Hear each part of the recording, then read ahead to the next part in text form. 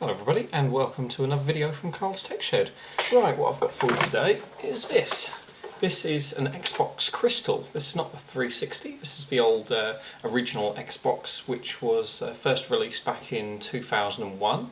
However, this is the later Crystal edition, which I can't find any official specs on it, but people are saying that it's got a larger hard drive and more memory. Unfortunately, I've powered this on, but it's got an orange LED which flashes at the front. Again, no official word on that, but a couple of forums say that it's the equivalent of the red ring of death for the Xbox 360. So I thought we'd do a teardown of it and see what's inside it.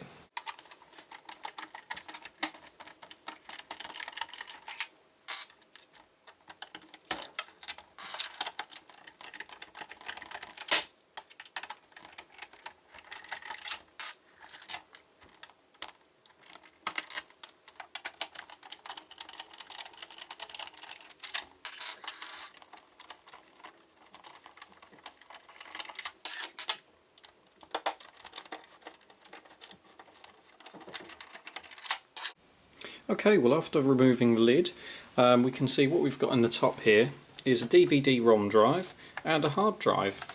Now, this is interesting because I was told that the Xbox Crystal has a higher hard drive capacity and more memory. Now, I know that the original Xbox had an 8GB hard drive. This actually has a 20GB hard drive, so at least some of that is correct so far. Now, I've already unplugged these cables to make this easy to remove, but just quickly we'll have a look at this. This is just a standard IDE hard drive. I've looked at this and this is set to master on the IDE channel. The DVD drive is custom, has a custom board inside it which we'll look at in more detail. Let me just get this out. And as you can see, we've got a custom power connection here, which is 8 pins. So most likely what it is, this board inside, which would usually have a normal 4-pin Molex connector, that's going to be stepping down those voltages to lower voltages for different parts of the drive. So what they've probably done is just decided to, instead of duplicating those components by having them in here as well as on the main board, they might as well just have the components on the main board instead and remove them from this to lower the cost. So this is obviously going to be on cable select or slave because the hard drive is in master. So these both go through a single IDE cable which plugs into the motherboard down there. So if we lift this off, and what we find underneath is the main processor board of the Xbox. Now under here we've got the main CPU, we've got the GPU here, we've got some memory chips here, we've got the main chipset here which is made by NVIDIA. Part number is, or model number, sorry, is MCPX-X3. Now if I remove these heat sinks, I'll show you something quite interesting. Now these did have heatsink compound and were held down quite firmly, but just a quick tip which I use for removing heatsink compound, I just use WD-40, which is a lubricating oil in an aerosol can. It's incredibly useful, it's very cheap and it's non-conductive, so you can use it on electrical boards and electrical items without damaging them. Now what we've got here is the main processor. So if I turn this round, this looks, at face value, this looks strangely familiar to a laptop CPU. And in actual fact that's exactly what it is. This is an Intel SL5SN BGA laptop CPU. I looked this part number up on Intel's website, and this is a Celeron Mobile 733 MHz processor. So they're actually using a laptop CPU in here, possibly to reduce heat, but certainly to reduce power consumption for such a console. Now over here we've got the GPU. This is a custom GPU which was specifically designed by NVIDIA for the Xbox console. This is an X GPU, this is the B revision. It's got similar performance to the NVIDIA GeForce 3 GPU.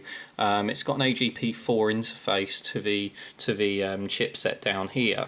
So it is on par with a GeForce 3, not quite a GeForce 4, but you have to remember that this was simply giving a 480p output, so it was much lower resolution than what you'd get on a normal PC at, say, 1024 by 768 resolution of that type of time period. So if we have a look at these memory chips here, now on face value this looks like it's only got 64 megs of RAM, because these are two 32 megabyte Samsung flash chips. So what I did was I took the liberty of taking the board out, I flipped it over, and there's two identical chips underneath. So it has got a total of 128 megs of RAM. Now over here we've got a network controller chip, which is made by ICS, and if you look at the traces, these go directly into the chipset here, as does the IDE interface to go for the hard drive and the DVD drive. Now also what we've got here is a custom Xbox chip. This is the Xcalibur chip. This is just an A to D converter effectively, or sorry, a digital to analog converter, which converts the digital video signal into an analog one for the AV output.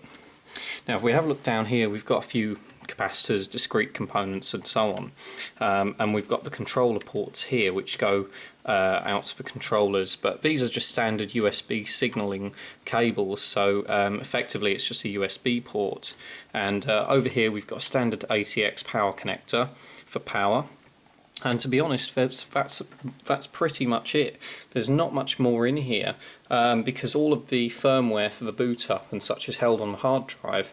Obviously you'd have a small amount of data which is probably held in the chipset, or one of these chips around here are probably a very discrete component just to get it to boot up, but apart from that, all of the firmware and all of the menus and user interface are all held on the hard drive.